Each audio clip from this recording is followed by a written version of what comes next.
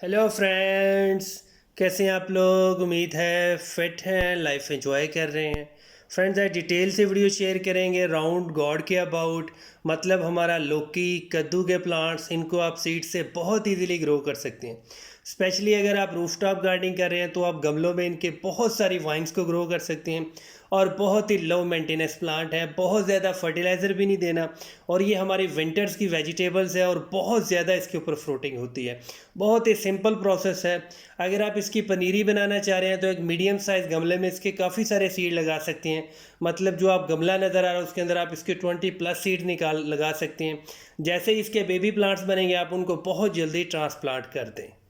और कोशिश करना है आपने सिर्फ़ और सिर्फ मिट्टी का गमला यूज़ करना है। और इस गमले के अंदर जो आपने मिट्टी फिल करनी है वो बहुत ही सिंपल मिट्टी होनी चाहिए, जिसको आप भालू मिट्टी, फल वाली मिट्टी कहते हैं। थोड़ा सा फर्टिलाइज़र ऐड कर सकते हैं।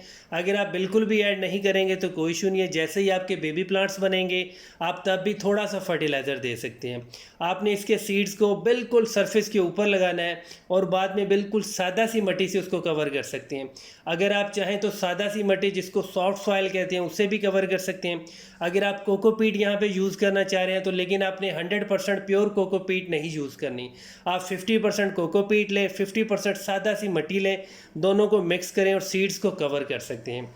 फर्स्ट टाइम आपने थोड़ा सा ज़्यादा पानी देना है, मतलब इतना ज़्यादा पानी देना है कि सीड्स तक मॉइस्चर पहुंच जाना चाहिए। एक बार इनके बेबी प्लांट्स जब जैसे ही जर्मिनेट होंगे आप 10 से 15 दिन का वेट करें, बाद में आप इनको शिफ्ट भी कर सकते हैं। और एक गमले में आप इसका एक प्लांट सर्वाइव करें और जो गमला मिनिमम हो वो 10 इंच या 12 इंच का होना चाहिए।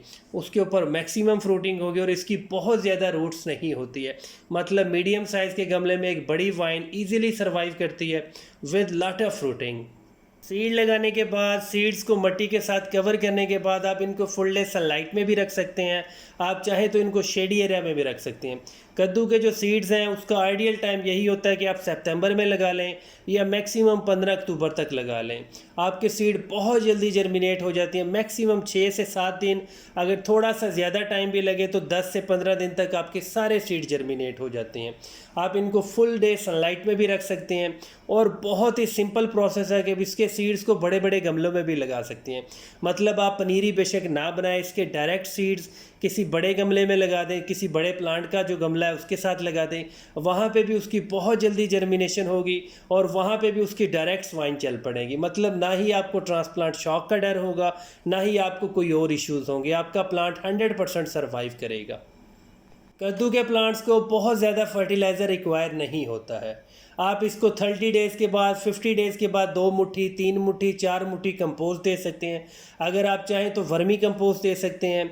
वर्मी कंपोस्ट, कंपोस्ट, गली सड़ी गोबर की खाद, ऐसा कुछ भी आप दे सकते हैं। लेकिन बहुत ज़्यादा फर्टिलाइज़र आपने इसको कभी भी नहीं देना। अब ये बड़े साइज़ का ग्रो बैग है जिसके अंदर हमारा किन्नू का प्लांट है, कोई मौसमी का प्लांट है। उसमें जितनी भी स्पेस थी हमने इसके सीड्स डायरेक्ट लगा दिए थे। एग्जैक्ट 6 दिन के बाद, 8 दिन के बाद सारे सीड जर्मिनेट हो गए थे। अब यहाँ से हम इसको कभी भी ट्रांसप्लांट नहीं करेंगे। अब ये वाइन्स यहीं से हैंग कर देंगे, इसको थोड़ी सी सपोर्ट दे देंगे। आपका फ्रूटिंग प्लांट भी बहुत ज़बरदस्त होगा और बहुत प्यारा, बहुत ग्रीन लुक देता है आपके गार्डन को, आपके रूफटॉप को। स्पेशली आप कद्दू की बहुत सारी वैरायटी लगा सकती हैं, जिसमें गोल कद्दू भी होते हैं, बड़े साइज़ वाले कद्दू भी होते हैं। कुछ लोग इसको लौकी लौकी कहते हैं, कद्दू कहते हैं, बहुत सारे इसके निकनेम्स हैं।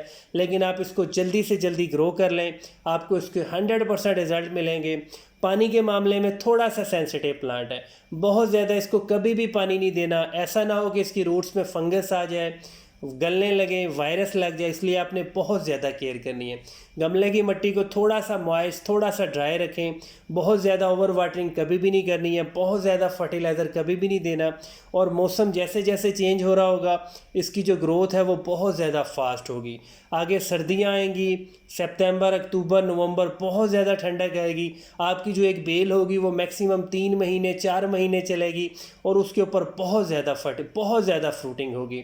इसकी आपको सेल्फ पॉलिनेशन की भी कोई ज़रूरत नहीं है। आपके जितने भी फ्लावर्स होंगे सारे के सारे कद्दू के अंदर कन्वर्ट होंगे। अब आ जाती है कि इसको कौन सा पेस्ट कंट्रोल देना है।